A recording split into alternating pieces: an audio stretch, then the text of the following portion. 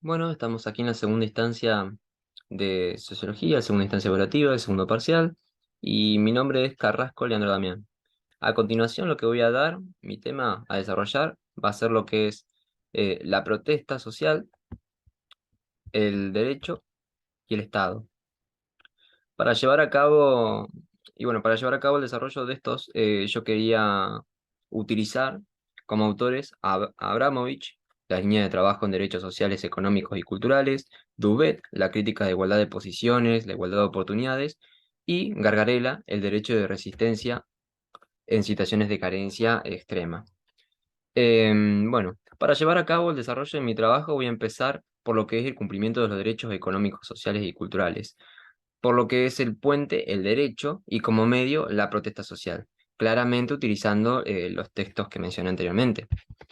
Para comenzar con el desarrollo de mi trabajo, voy a hablar sobre el texto de Abramovich, el cual se centra en la diferencia que se hace de los derechos, por un lado, de los derechos económicos, sociales y culturales, y por el otro, el de los derechos civiles y políticos. Ahora bien, los derechos económicos, sociales y culturales implican para el Estado el nacimiento de obligaciones positivas, y a diferencia de los derechos civiles y políticos que implican para el Estado obligaciones negativas. Las obligaciones positivas de hacer deben ser solventadas mediante los recursos públicos, que a diferencia de la negativa, que lo que hace el Estado es abstenerse a no hacer, eh, pero también podemos observar a partir del planteamiento del autor que los derechos civiles y políticos van a implicar por parte del Estado obligaciones positivas, y también por el lado de los derechos económicos, sociales y culturales, unas obligaciones negativas. Entonces, podemos deducir que estas diferencias van a quedar reducidas al ser ambas un conjunto de derechos por una combinación de obligaciones de hacer y no hacer. Abramovich también plantea cuatro niveles. Estos son el de respetar, el de proteger, el de garantizar y el de promover. Este es el esquema que se aplica a todo el conjunto de derechos, y podemos decir además que las obligaciones positivas de hacer y de dar no se van a cumplir únicamente con la prestación por parte del Estado, sino que los mismos también deberían de garantizar estos derechos para que se lleve a cabo lo que es su goce, ¿no? Se deben articular todos los mecanismos del Estado para el cumplimiento de los derechos. Y es a partir de esto que vamos a entender lo que plantea Abramovich, que es que los derechos no solamente quedan realizados con la prestación por parte del Estado, sino que involucra mucho más. Y al hablar de las políticas públicas que realiza el Estado, generalmente se lo asocia al mismo con el Poder Ejecutivo, ya que es el encargado de ejecutar los compromisos, pero en realidad se involucran tres poderes más, que es el poder judicial, el legislativo y ejecutivo. Entonces vamos a centrarnos en el compromiso que conlleva el cumplimiento de los derechos humanos, a los cuales se encuentran contenidos en pactos y tratados internacionales, a los cuales nuestro país le otorgó como un rango de constitucionalidad.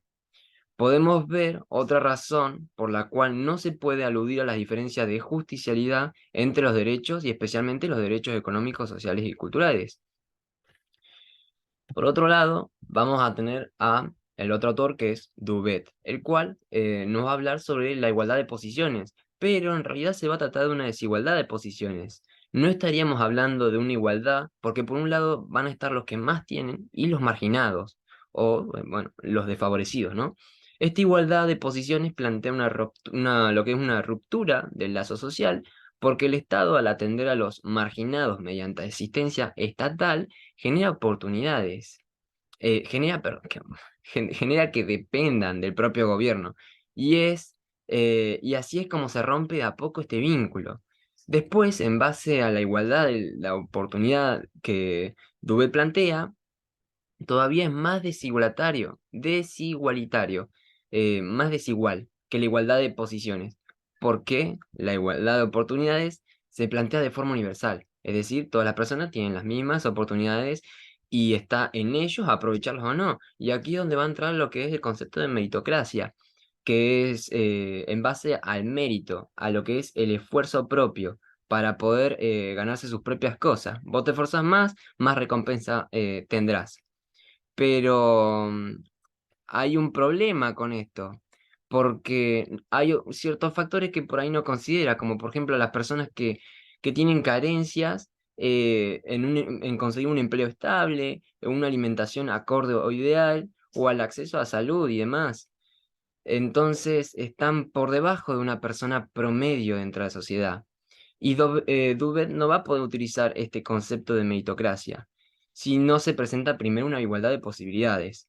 Para ello, el autor lo que plantea es que debe de ser necesaria la intervención del Estado por medio del uso de políticas sociales, con el fin de lograr un acercamiento, una igualdad de posiciones, ¿no?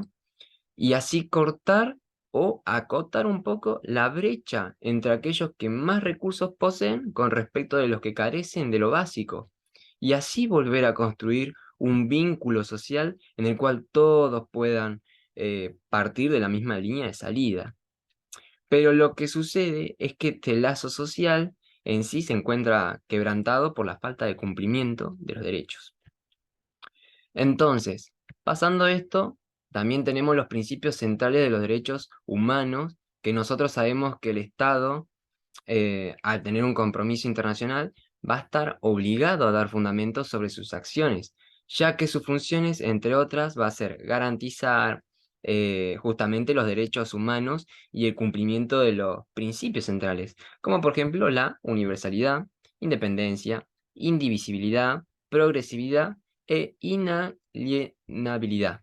En base a estos principios se deben garantizar todos los derechos sin excluir los derechos económicos, sociales y culturales. Para respetar estos principios, por ejemplo, el de universalidad, el Poder Ejecutivo tiene que regir políticas que vayan a todos los sectores de la población, y con todos me refiero incluso a los sectores más vulnerados. ¿Qué sucede ahora cuando el orden jurídico no garantiza los derechos básicos de los ciudadanos? Y bueno, es aquí donde nos adentramos al derecho de resistencia en situaciones de carencia extrema por Roberto Carrarella, el cual define al derecho como un derecho central durante la protesta social y califica la expresión crítica como el derecho más importante, el primer derecho. En la antigüedad, la idea de resistencia para el pueblo era legítima para derrocar al rey, que no se respete los derechos básicos de los ciudadanos. Entonces, en aquellos casos donde el derecho se volvía destructor de estos derechos, se daba la situación en la cual Gargabela domina como alineación legal, lo que es para nosotros, como vimos en Marx, sobre el trabajo enajenado. Entonces aquí es donde el derecho se vuelve incoherente, ya que no contribuye básicamente al bienestar de los ciudadanos, sino todo lo contrario. Como podemos ver hoy en día, este derecho de resistencia va desapareciendo de nuestro discurso social, si podría decir. Y Garrela nos dice que esto se debe a un poder político atomizador, a una fragmentación social, a una división de poderes, un mecanismo de reforma y nuevas oportunidades políticas. Él explica que esto se hace porque se habla más de una desobediencia civil que una resistencia al derecho. Y como nosotros sabemos, el derecho se lo ve como un todo fundamentado y justo. Pero sin embargo, hay situaciones que hoy en día nos pone frente a una alineación legal, que básicamente esta situación se da en grupos de personas que se encuentran excluidas de la sociedad. Para definirlo, este autor toma como referencia la definición internacional que se realiza a través de una línea de ingresos debajo de la cual no se cumplen los derechos básicos alimentarios. Por ejemplo, podemos ver cómo estamos en una absoluta violación de los derechos humanos, dejando de lado el supuesto orden del que se habla. Gargarella explica que el orden legal se muestra ciego. Se muestra ciego ante situaciones sin hacer frente a estos reclamos que hace la sociedad, ni siquiera para revertirlos. Es aquí donde entra el juego el tercer poder del Estado, es decir, judicial, ya que es el encargado de garantizar los derechos, y que ante una violación de los derechos, las personas deben de tener, y tienen, mejor dicho, la facultad de poder exigir al Estado el cumplimiento de los mismos. Entonces, con relación a este poder, podemos hacer una reflexión ahora sobre lo que es la protesta social. en donde va a haber tres puntos de vista que utiliza Gargarella para analizar la misma, ¿no? El primero va a estar vinculado con los derechos constitucionales, que es relacionado a lo que expliqué anteriormente. El segundo va a estar relacionado con la jurisprudencia comparada. Y el tercero, el último, con los requerimientos de la democracia.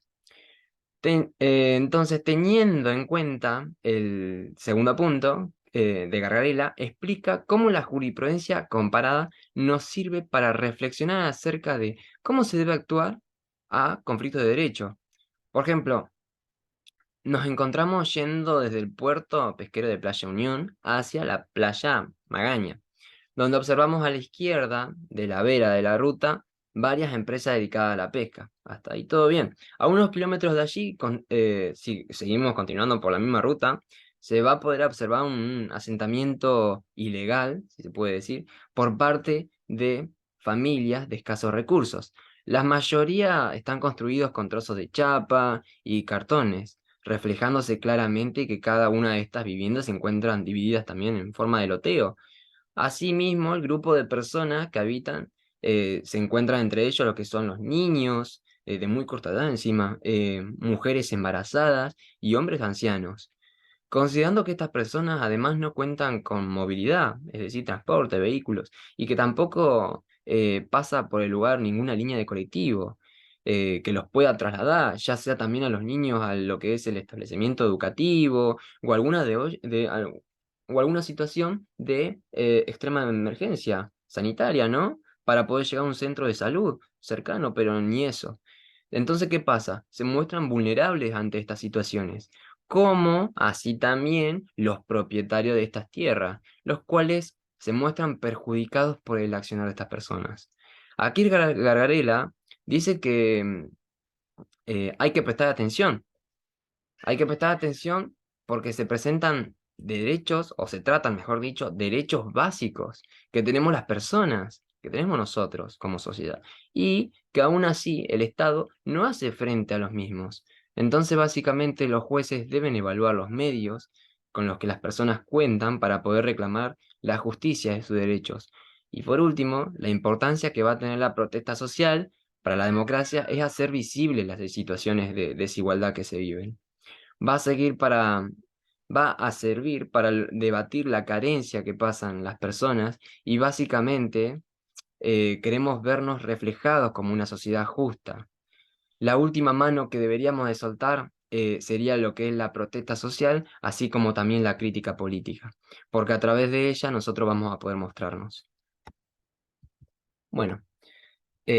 Para mí, por ahí lo que tendríamos que hacer es prestar atención, atención al derecho, el derecho porque nos constituye, nos forma y también de alguna manera nos está regulando nuestras interacciones, conductas y demás. Entonces lo que tenemos que hacer es cuestionarnos esto. Eh, Porque si queremos llegar a tener una sociedad justa, tenemos que partir por el cuestionamiento. ¿Qué estamos haciendo bien? ¿Qué estamos haciendo mal? Y también tenemos que tener en cuenta que son responsables los tres poderes del Estado.